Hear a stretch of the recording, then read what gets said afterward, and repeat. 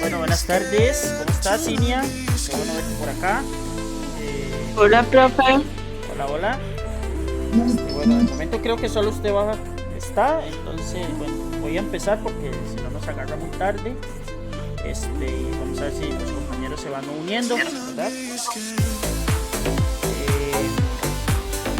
Para la música.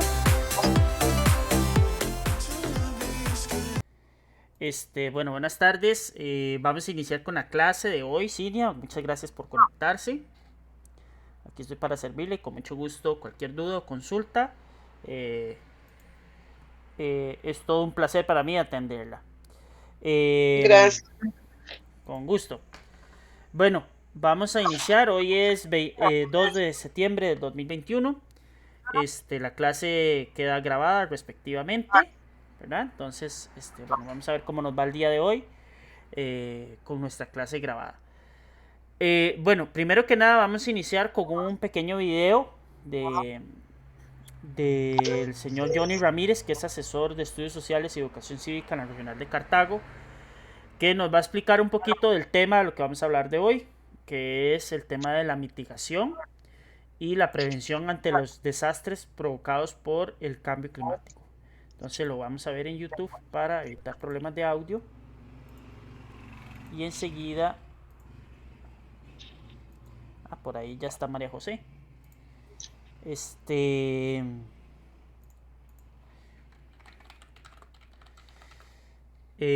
Bueno, entonces vamos a ver qué es lo que vamos a estar abarcando el día de hoy. Hola, mi nombre es Johnny Ramírez, soy profesor de estudios sociales y el asesor de educación cívica de la Dirección Regional de Cartago. En este video vamos a hablar sobre conceptos básicos sobre la gestión de riesgo. Empecemos. Algunos conceptos que vamos a ver en este video son gestión de riesgo, amenaza natural, amenaza antrópica, vulnerabilidad, riesgo, desastre, organización ciudadana, prevención y mitigación.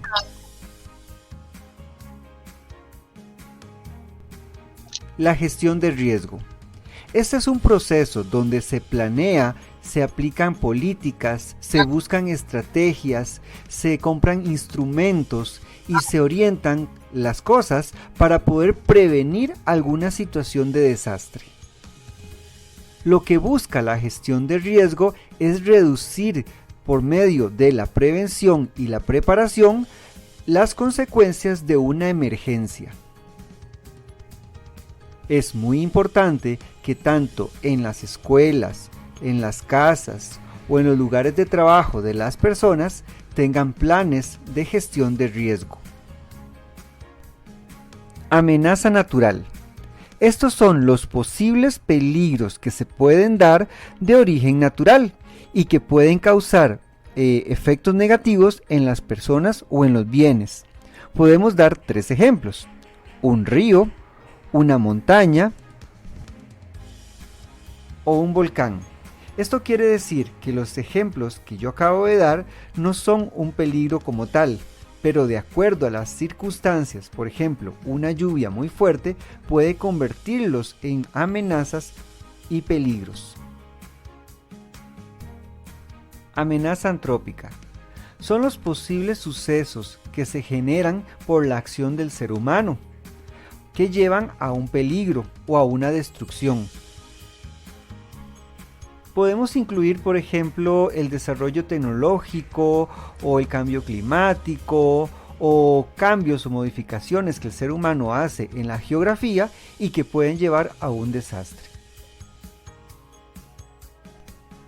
Vulnerabilidad. Son las probabilidades o las posibilidades de ser afectado por una amenaza a causa de un proceso físico, socioeconómico o medioambiental. En otras palabras, es el grado de exposición o fragilidad que tenemos las personas ante una situación de amenaza, ya sea natural o humana. Riesgo. Este concepto se parece un poco al de vulnerabilidad, ¿Por qué? Porque son las probabilidades de que se presenten pérdidas, daños o consecuencias humanas, socioeconómicas o ambientales en un lugar determinado por una amenaza. Para que quede más clarito, por ejemplo, si yo vivo a la par de un río, pues yo estoy en riesgo de que este río se inunde. Si yo vivo a la par de un volcán, estoy en riesgo de que este explote en algún momento. Desastre. Es una situación que se desata como resultado de un fenómeno natural, tecnológico o provocado por las personas. Los desastres causan intensas alteraciones en las comunidades vulnerables. Por lo general, cambian el normal funcionamiento de la comunidad, porque por lo general pueden originar pérdidas de vidas, bienes, aparición de enfermedades o daños al medio ambiente. Organización ciudadana. Son todas las actividades o medidas que se hacen previamente por parte de los miembros de una comunidad para prevenir de manera efectiva el impacto de un desastre natural o antrópico. Podemos incluir, por ejemplo, declaraciones de alerta, traslado de personas, búsqueda de lugares seguros, entre otros. Todo lo que tenga que ver con prevención. Mitigación. Es la aplicación de medidas para reducir el impacto negativo que puede originar un suceso, ya sea natural, humano o tecnológico. Prevención. Son todas aquellas acciones organizadas de manera oportuna y eficaz para poder reducir al mínimo los efectos negativos que puede ocasionar un desastre o un suceso. En la prevención se deben orientar acciones para manejar los factores de amenaza, así también como los factores que determinan la condición de vulnerabilidad. Es fundamental que como comunidad nos organicemos para poder enfrentar los desastres naturales o antrópicos. También es muy importante reconocer la vulnerabilidad y el riesgo que tiene una comunidad. Durante esta unidad vamos a ver muchísimos temas que tienen relación con estos conceptos básicos y vas a profundizar muchos de ellos con tu docente. Eso ha sido todo por ahora. Desde la Dirección Regional de Cartago agradecemos su atención y esperamos vernos en otro video. Muchas gracias.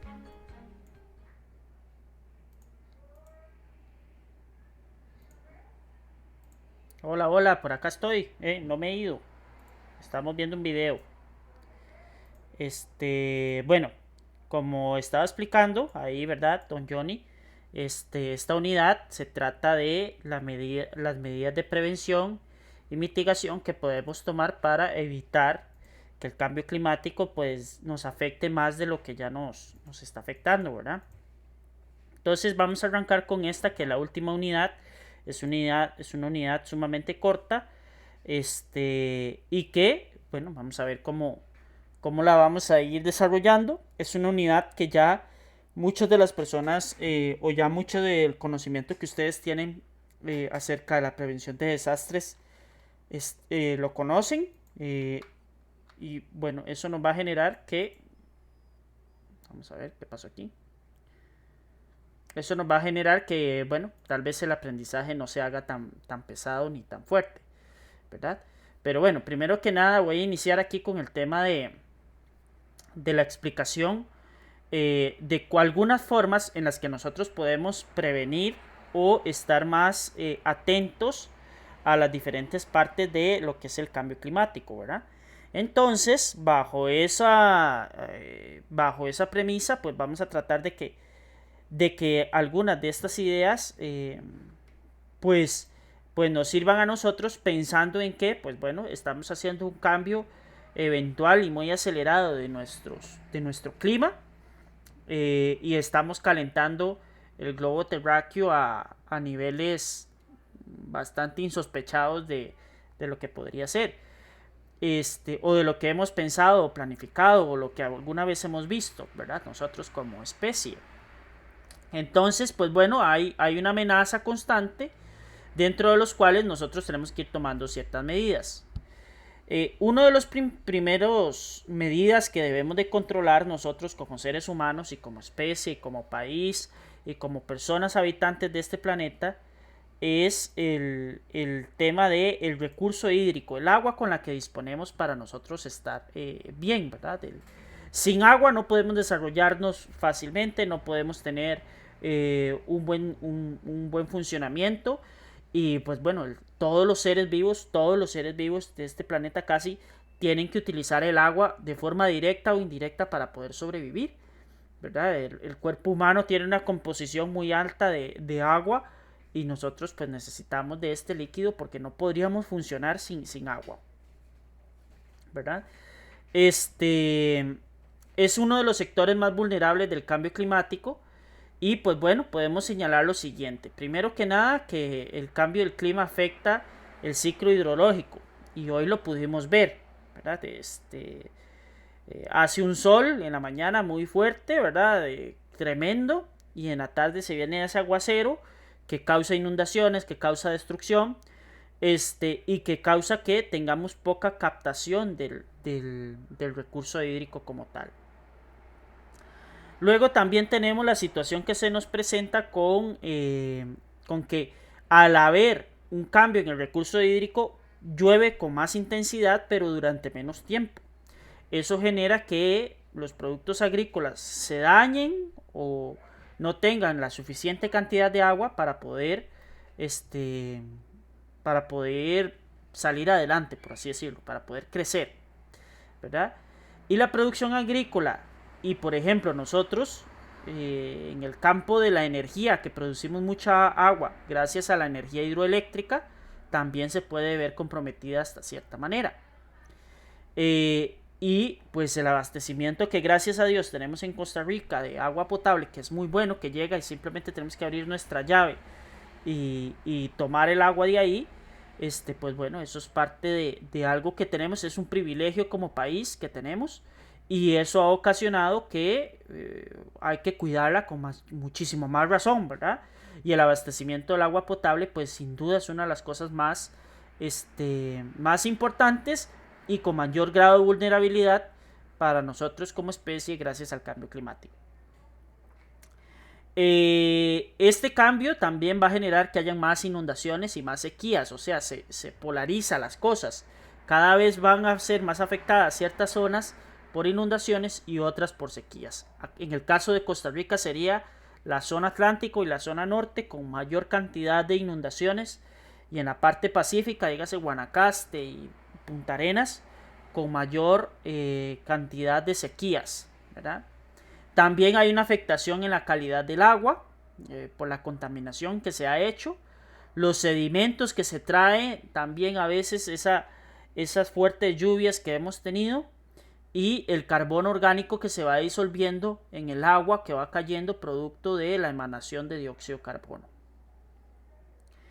Los cambios en la cantidad y la calidad del agua también comprometen la estabilidad, el acceso y lo común lo utilizamos nosotros para producir nuestros alimentos, porque nosotros casi que utilizamos el agua para producir cualquier alimento, y eso hace que las familias con menos recursos tengan menos seguridad alimentaria. Es decir, las familias con más desfavorecidas son las primeras en ser afectadas porque no pueden acceder al líquido, porque no pueden comprarlo, ¿verdad? No tienen acceso a él. Entonces por eso es que hay que tener cuidado con el tema del manejo del agua y cómo nosotros estamos trabajando con esto. El segundo sector que puede ser bastante afectado es el tema de los patrones del clima en la zona agropecuaria. Las plantas necesitan de ciertos tiempos o de ciertas formas para lograr crecer de una manera saludable, buena y apta para el consumo humano. Al nosotros alterar el ciclo del agua y alterar la disponibilidad que tenemos del agua y alterar el clima, va a generar que las plantas no tengan los suficientes nutrientes, o que no nazcan o den los frutos que nosotros necesitamos, o simplemente esos frutos no son aptos para que el consumo humano sea correcto o que tengamos una dieta saludable, ¿verdad? Entonces, dentro de los algunos cambios que se puede generar es el cambio en los cultivos de producto. Se necesita hacer cambios en la planificación, como las fechas de siembra, la recolección y la comercialización. Es evidente que con el cambio climático van a aumentar los parásitos, las plagas y las enfermedades, porque el aumento de la temperatura generalmente trae eso como consecuencia, ¿verdad? Los cambios fisiológicos de las plantas cambian su estructura, ¿verdad? Entonces, el aumento de la fotosíntesis, la pérdida de agua, los cambios en los metabolismos de las plantas, la fertilización de los óvulos de las plantas, eso va a hacer que disminuya el rendimiento y que cada vez tengamos menos comida, menos agua, y eso va generando que hayan cambios graves en cómo nosotros pues llevamos nuestra vida, ¿verdad? Y cada vez los polinizadores naturales, como los murciélagos, los aves y los insectos, como las abejas que están en peligro de extinción, tengan menos interacción con las plantas porque están más enfermos o porque simplemente están en otro ciclo de nacimiento diferente al de las plantas, y entonces no sirve que nazcan esos animales en diferentes en épocas del año diferentes a las que nosotros nos conviene para que polinicen las flores y las plantas en general, y eso va a generar que pues aumente la crisis alimentaria en el planeta, y evidentemente los cambios no son del todo buenos. En el tema de la energía, bueno, Costa Rica ha superado el 98% de la producción eléctrica con energía renovable, y mucha de esa producción es de energía hidroeléctrica, que es lo que vamos a ver más adelante. Ahorita vamos a observar un video, lo vamos a ver un poquito más adelante para no saturarnos tanto de videos en este momento.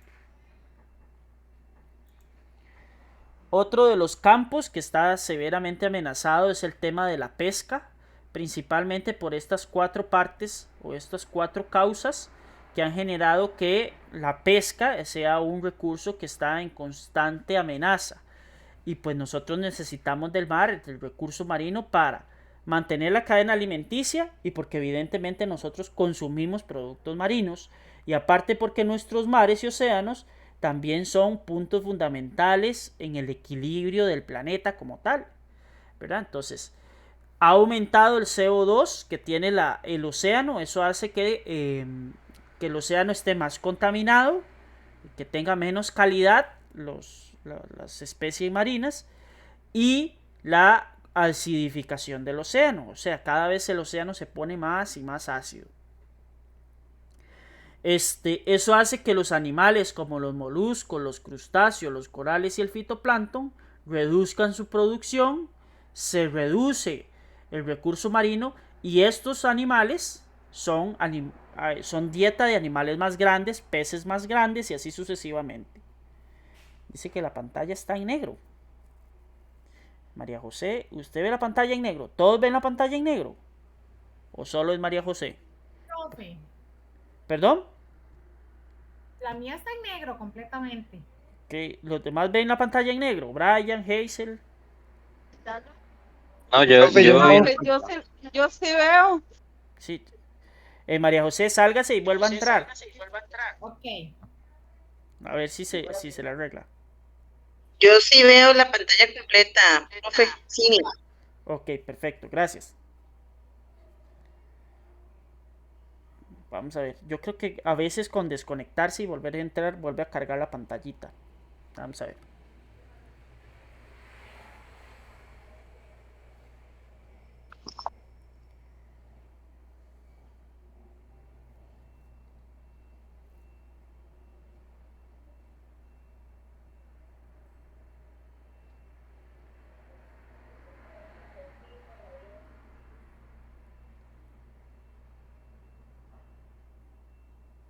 Listo, profe, gracias. Ahora sí, perfecto.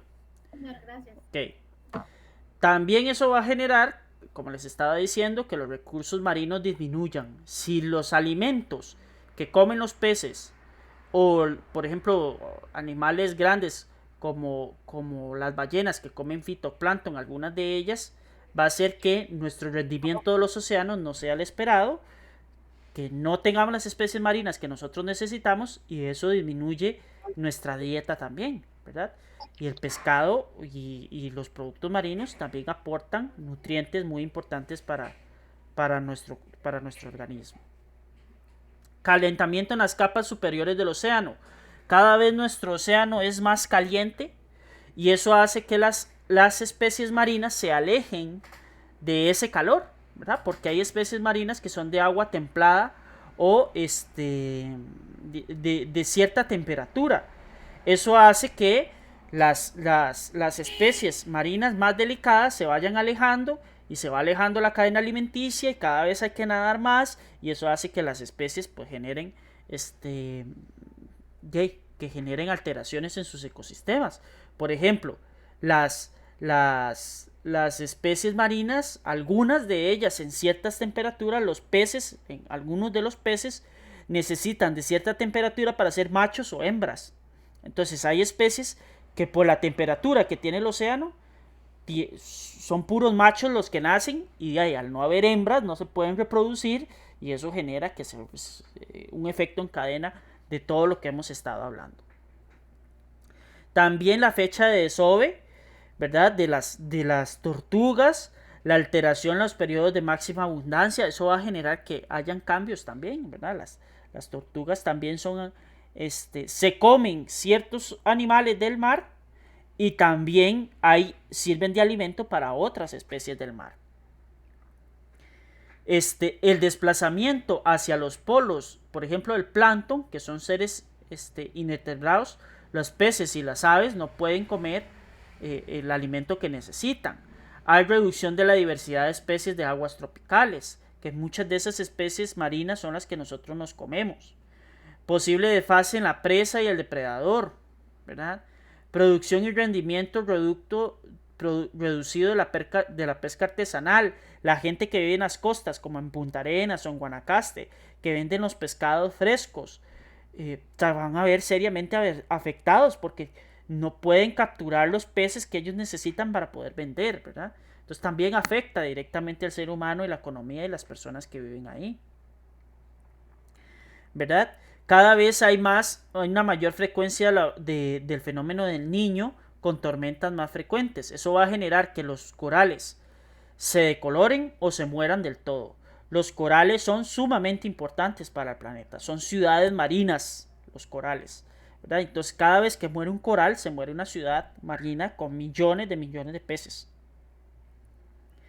Muchas jornadas de pesca se pierden porque hay malas condiciones del tiempo.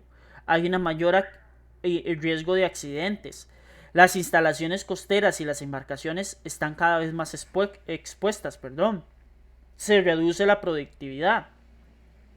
Y sin duda, si sube el nivel del mar producto del derretimiento de los casquetes polares, hay pérdida de hábitats, hay cría de peces costeros que se van perdiendo, hay cambios en el perfil de la costa, eso genera que hayan cambios también en cómo la gente vive en las costas.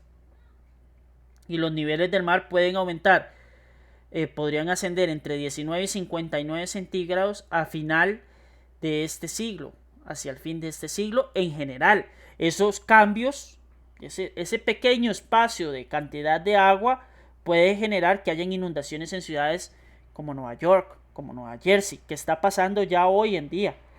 En el caso de Costa Rica, las que están en el puro borde, como Puerto Viejo, como Punta Arenas Centro, algunas partes de la península de Nicoya. Entonces, esto es una afectación general y global. Entonces tenemos que empezar a pensar cómo nosotros mitigar esos efectos, cómo nosotros podemos hacerlo. Evidentemente, la primera parte es la lucha que vamos a tener contra el cambio climático y cómo nosotros vamos a tomar medidas para que el cambio climático no nos afecte tan fuerte, ¿verdad? Entonces, que no disminuye la disponibilidad de recursos pesqueros, porque también hay familias que dependen de eso. Hay millones de personas que dependen del océano para poder sobrevivir y subsistir. Eso va a generar que haya más hambruna, más necesidad, más pobreza, y es lo que no queremos, no queremos llegar a ese punto, créanme que no. Y en temas de infraestructura, ya nosotros tenemos problemas de relieve, ¿verdad? Tenemos un relieve sumamente irregular que ya nos pone en una situación complicada.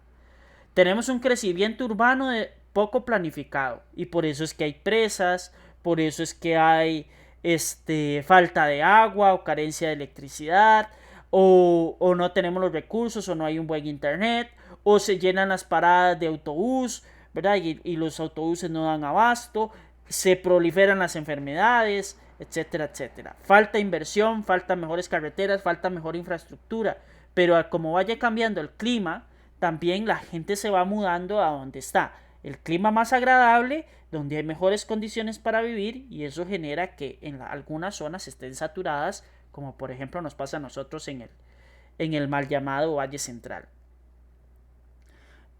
Nosotros tenemos que trabajar muchísimo el tema de la planificación y aumentar también la inversión en cómo nosotros hacemos las cosas, ¿verdad? Para eso tenemos tecnología, para eso tenemos muchísimos planes para evitar que ocurran estos desastres, ¿verdad? Entonces les voy a poner esta noticia porque no todo es malo en Costa Rica, que es el video de cómo nosotros hemos producido energía durante este tiempo, ¿verdad? Entonces vamos a observarlo. Es de un canal que se llama Costa Rica Noticias. Vamos a escucharlo. Costa Rica supera el 98% de generación renovable en el acumulado de cada año, según datos del Centro Nacional de Control de Energía.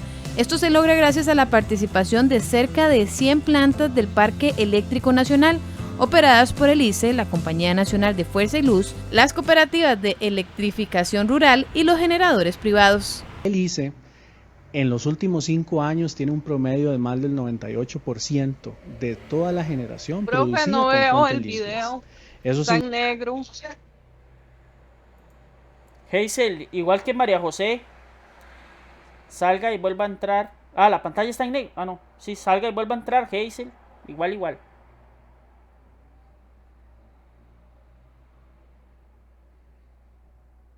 Vamos a ver si ahora sí.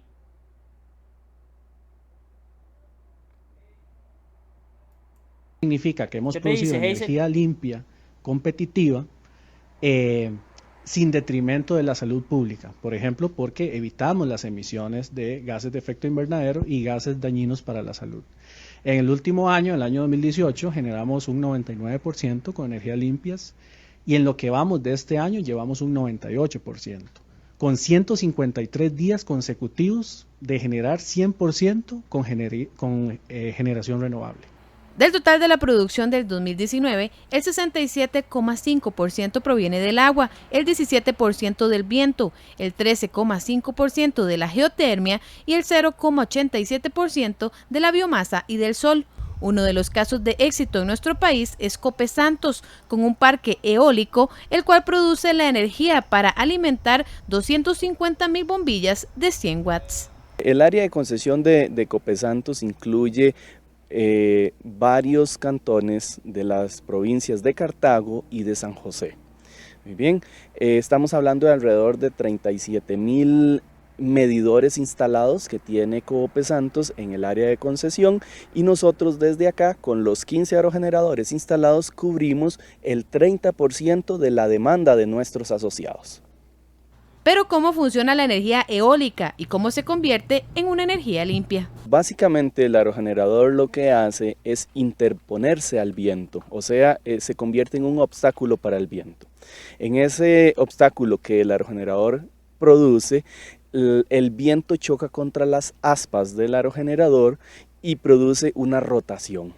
Esa rotación es tomada por una etapa multiplicadora que incrementa la velocidad de rotación de 26 revoluciones por minuto a 1500 revoluciones. Esas 1500 revoluciones son tomadas por un generador eléctrico, que es el elemento que produce la electricidad.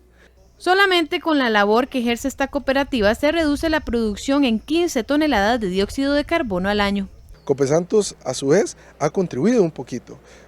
Como lo digo, realmente hemos aportado al ser carbono neutros hoy en día. Copesantos está certificada carbono neutro y adicionalmente también fuimos galardonados con bandera azul ecológica 5 estrellas más estrella verde. En todo el país, las energías limpias benefician a más de 1.558.000 hogares, 25.000 comercios y 9.000 industrias que cuentan con un servicio eléctrico continuo y sostenible, cifras que hicieron al país ganador del galardón Campeones de la Tierra.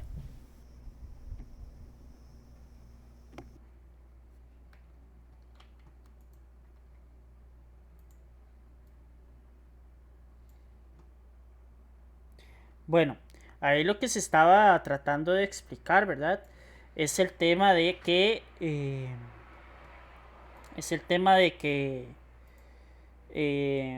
vamos a ver, de que Costa Rica cada vez produce más y mejores energías, y que casi todo lo hacemos con energía renovable, es decir, que no es contaminante para la tierra. Eso es una de las formas en las que nosotros podemos luchar contra el tema del cambio climático, ¿verdad? Es una de las formas de lo que podemos hacer. Pero hay otras medidas que se han ido adaptando o se han ido tomando con el fin de ir luchando contra esta situación que ya nos está afectando a todos, ¿verdad? Que es el cambio climático. No sé si a Brian y a Hazel ya se les puede ver. No sé si ya se ve. Bueno, ahorita les salían pausa, perdón. Aquí me quedo esperando la confirmación. Profe, Sí. profe, ya volvió, creo que era el internet más bien, pero no pude ver el video. Profe, sí, ya ¿Y ahora sí veo se el ve? cuadrito. Sí, el cuadrito lo estoy viendo, sí. Ok, ahorita les mando entonces por acá el video para que lo escuchen y lo vean. Bueno, estos son algunas de las adaptaciones que se han hecho para tratar de mitigar los efectos del cambio climático, principalmente en el tema de Costa Rica, ¿verdad? En el tema de Costa Rica. No lo vamos a ver todos porque son bastantes, es un tema, de ahí es casi que todo el tema del tercer trimestre. Entonces voy a ir abarcándolos poco a poco, ¿verdad? Vamos a empezar y bueno, ahí hasta que lleguemos a un punto que ya yo lo conozco, les digo que paramos hasta ahí. El primero es el sector de la infraestructura, en el tema de transporte, vivienda y urbanismo. Hay una idea de planificación basada en proyecciones climáticas. Las proyecciones climáticas son como tratar de adivinar cómo va a ser nuestro clima en los próximos 30 o 50 años para nosotros construir en base a eso, ¿verdad? Entonces vamos a crear infraestructura en el país que nos permita mantener cierto nivel de vida, pero que está adaptado a las situaciones climáticas extremas que nos podemos someter si no logramos detener este tema del cambio climático, ¿verdad? Entonces eso nos va a permitir que nosotros como personas seamos menos vulnerables ante la eventual situación que pueda pasar por un efecto, por un desastre natural o un desastre antropogénico, ¿verdad? Causado por los seres humanos. Tenemos que empezar a hacer una ordenanza de nuestro territorio, de cuencas y centros de poblaciones que les permita tener una polifuncionalidad, ¿verdad? Entonces, ese proceso de planificación que ya lo está haciendo Costa Rica en algunos puntos específicos, ¿verdad? Y que ya lo hacen los países desarrollados, nos va a dar una capacidad de adaptarnos mejor a las situaciones climáticas que estamos enfrentando. Pero si nosotros seguimos contaminando de la misma forma que seguimos contaminando, seguimos ejecutando las mismas políticas, seguimos sin estar preocupados por el medio ambiente, por más compañeros que intentemos adaptarnos, no va a funcionar, ¿verdad? Porque la tierra y la madre naturaleza se encarga de devolvernos todo eso y pasarnos factura, ¿verdad? Para esto es necesario que estos centros urbanos sean sostenibles primeramente con el medio ambiente. ¿Cuáles son los recursos que tengo y cuánto es lo que puedo gastar de esos recursos?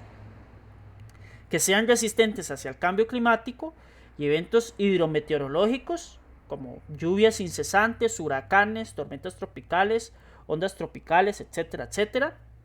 Pero todo eso es plata, es dinero, ¿verdad? Entre más fuerte sea mi estructura, entre más fuerte sea y más está adaptada a situaciones climáticas, más cara va a estar, ¿verdad? Más cara va a ser porque ya hay que invertir más dinero, ¿verdad? Entonces, por ejemplo, nosotros tenemos que hacer cambios en nuestras vías, ¿verdad? Es necesario, muy necesario, mejorar nuestro mantenimiento y mejoramiento de la red vial, tanto terrestre como puertos y su regulación marina. Por ejemplo, esta carretera que estamos viendo en imágenes, ¿verdad? Que es la ruta 32 del Braulio Carrillo, que todos los años sufre derrumbes, que todos los años genera desastres ahí, que todos los años hay caída de objetos materiales, se bloquea la carretera, todos los años es igual, ¿verdad? Tenemos todos estos años desde que se creó la carretera teniendo esa misma problemática y no hemos podido solucionarla, ¿verdad? ¿Hay formas de solucionarla? Claro que sí. Los ingenieros, los arquitectos han diseñado planes para que estas situaciones no se repitan o no ocurran. ¿Qué pasa?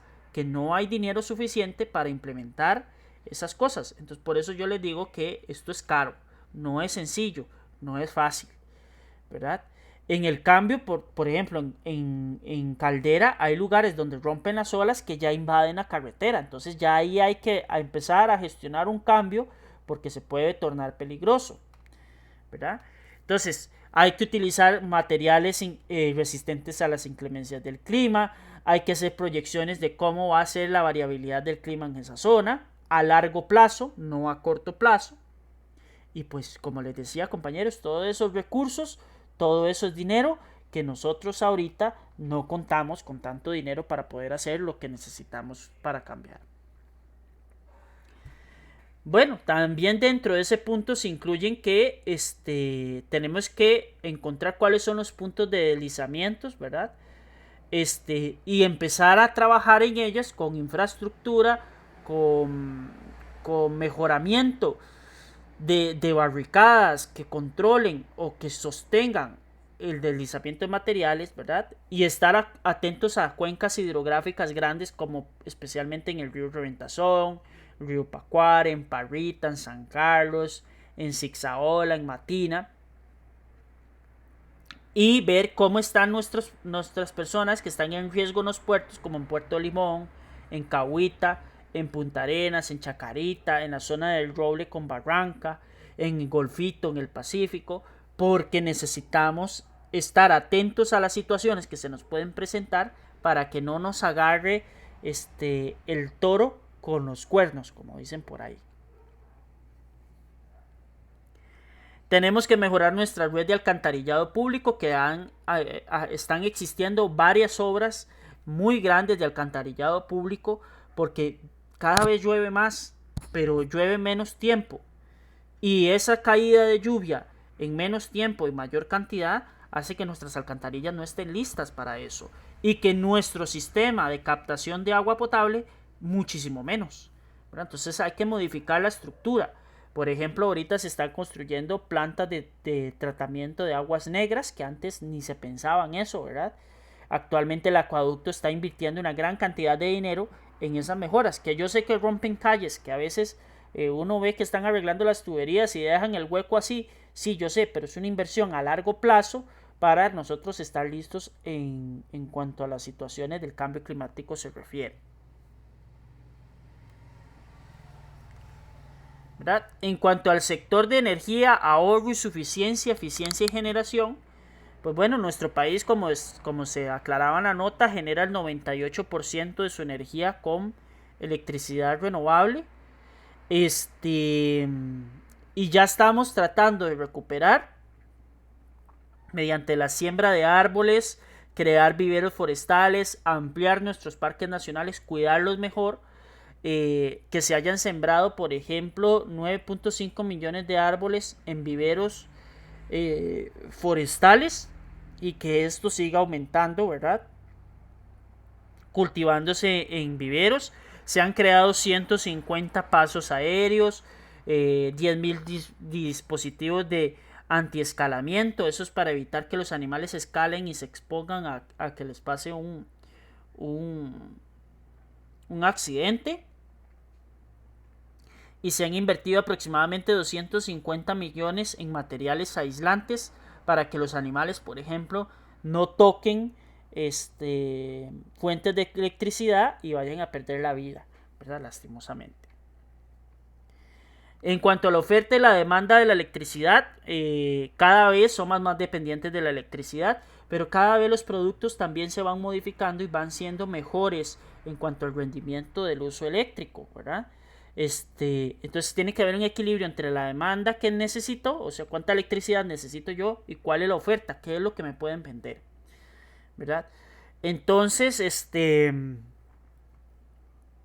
como nosotros producimos energía hidroeléctrica, pues también hay que tener cuidado con el tema del ciclo, del ciclo hidrológico, ¿verdad? Para eso es bueno comprar bombillas ahorradoras, comprar productos que permitan bajo consumo de electricidad, ¿verdad? Mejorar las campañas del uso de electricidad, apagar las luces cuando no las estoy utilizando. Todo eso ayuda, compañeros y compañeras, a evitar que el cambio climático tenga efectos sobre nosotros, y al final de cuentas también nos cuida el bolsillo, ¿verdad? Porque tener un producto conectado 24/7 pues genera un gasto extra para la casa o para el hogar. Redistribución de la demanda eléctrica, ¿verdad? Es necesario la estabilización de la demanda durante el día. Hay que diversificar la matriz eléctrica. No podemos seguir produciendo energía con combustibles fósiles o con solo energía hidroeléctrica. Hay que variar, hay que buscar paneles solares, hay que buscar más energía eólica, hay que buscar más geotérmica, otros tipos de fuentes de energía que nos permitan a nosotros ir cambiando y cambiando nuestras fuentes, para que entre más alternativas tengamos, mejor electricidad vamos a tener y menos falta nos vamos, o menos dependientes nos vamos a hacer de una sola forma de producción, ¿verdad? Entonces, por ejemplo, cuando no hay lluvias, ahí está el sol. Que está muy nublado o que ya es de noche, bueno, ahí está el agua o está el viento. Entonces, este tipo de cosas pueden ayudar que nosotros tengamos una mejor adaptabilidad y reduzcamos un poquito la vulnerabilidad que tenemos con el tema del cambio climático. En cuanto al sector hídrico se refiere, el cuidar el agua, sanear el agua es parte fundamental para nosotros como personas, como seres humanos. Tener el agua, el acceso al agua de calidad es muy importante, ¿verdad? Entonces es necesario analizar y sistematizar los impactos que han tenido el cambio climático sobre nuestras fuentes principales de agua, ¿verdad? ¿Cuáles son esos agentes que nos están contaminando el agua? ¿Cuáles son esos sedimentos que no son buenos para el consumo humano? ¿Verdad? Y cuidar más el agua superficial y subterránea, evitando la contaminación que se les hace constantemente, ¿verdad? Hay muchísimos consejos para cuidar el agua. No durar más de 5 minutos en el baño, por ejemplo. Cerrar el tubo cuando yo no lo estoy utilizando, cuando me lavo los dientes, ¿verdad? Jalar la cadena con sistemas eficientes de agua. Estar revisando que la cadena no deje goteos, que no esté pasando agua constantemente, ¿verdad?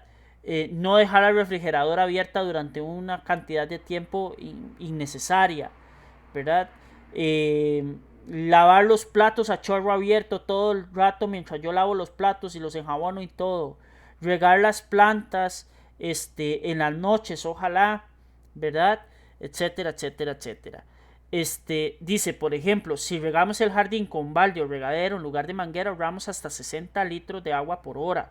Si lavamos el auto con balde y no con manguera, ahorramos más de 120 litros de agua por hora. Si cierras el chorro mientras te lavas los dientes, ahorras 30 litros de agua por hora. ¿Verdad? Entonces son cosas tan sencillas y tan fáciles que nos va no solo a economizar agua, no solo le vamos a ayudar al planeta, sino que también nos ayuda al bolsillo, compañeros, que es otra cosa que nosotros tenemos que tomar en cuenta, ¿verdad? Y que hay que sensibilizarnos con que el agua no es un recurso infinito, como se nos decía todavía en los años 90 en las escuelas y los colegios, sino que es un recurso que se puede acabar, ¿verdad? y que si nos quedamos sin agua, ricos y pobres van a ser severamente afectados, independientemente de su clase social. Si es que si no hay agua, yo no puedo acceder al agua y listo. No, simplemente no tengo el recurso y ya, no puedo hacer nada por más dinero que yo tenga, ¿verdad? Y que debemos crear buenas prácticas en la gestión eficiente y sustentabilidad. Ya hay cosas, por ejemplo, hay empresas que están trabajando, por ejemplo, en purificar y sanear el agua con unas pastillas ahí especiales, que eso es un proyecto que tenía, si no me equivoco, la Universidad de Costa Rica. También hay gente que el agua de la ducha y el agua con la que uno se lava los dientes cae en la taza de llenado de agua de nuestros inodoros, y usted jala la cadena y entonces eso es agua que se reutilizó, ¿verdad? Y entonces pues ahí se ahorra una buena cantidad.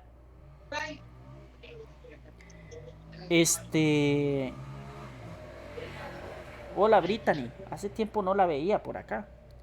Regulación de las concesiones a partir de la condición de las fuentes de agua, ¿verdad? O sea, ojo, Brittany tiene el micrófono abierto por si acaso. Y una nueva entidad encargada de mantener los balances del agua, ¿verdad? Que a veces nos cuesta un poquito. Y que nuestras autoridades hagan una recaudación, una readecuación, armonía y concordancia en cómo las instituciones manejan el agua. Los tribunales de Asada, el AIA, etcétera, etcétera, etcétera. ¿Verdad?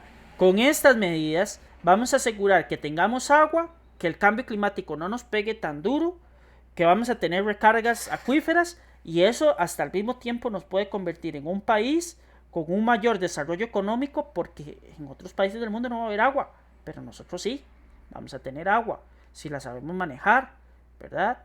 Y que los sistemas de aguas residuales sean cada vez mejores, ¿verdad? Las aguas negras se manejan de mejor manera y no contaminemos mantos acuíferos importantes para nosotros, ¿verdad? Eso es sumamente, sumamente importante. Entonces, poco a poco se van haciendo los cambios y vamos generando que tengamos mejores rendimientos, y nuestro país hasta incluso puede sacar ventaja de eso. En turismo, en economía, en la creación de empleos, etcétera, etcétera. ¿Verdad? Y bueno, voy a dejarlo hasta el sector agropecuario, porque la seguridad alimentaria la vamos a estar abordando en la próxima clase, que si Dios lo permite es el otro jueves. Entonces con esto voy a dar cierre a la grabación de la clase que tengo ahorita, para que pasemos a la sección de consultas, preguntas o comentarios.